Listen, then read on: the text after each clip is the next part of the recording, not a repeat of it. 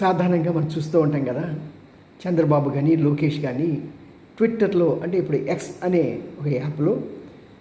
మన ప్రజల యొక్క సమస్యల గురించి ఏమైనా చెప్తూ ఉంటే వారు వెంటనే స్పందిస్తారని చెప్పి చాలా పబ్లిసిటీ బాగా జరుగుతూ ఉంటుంది.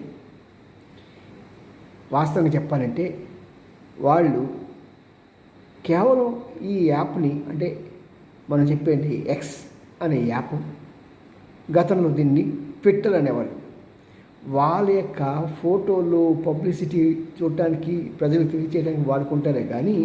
ప్రజల బాధలు కానీ ఏమైనా వివరిస్తున్నా అనేకసార్లు వివరించినా సరే దున్నపోతు మీద వర్షం పడినట్టే పట్టించుకోరు, అస్సలు పట్టించుకోరు. కానీ ఒకటి జ్ఞాపకం చేసుకోండి, అప్పుడప్పుడు కొన్ని అంటే అలా చూడరా అంటే వాళ్ళు చూడరు కానీ వాళ్ళకి ఉంటారు ఒక బ్యాచ్,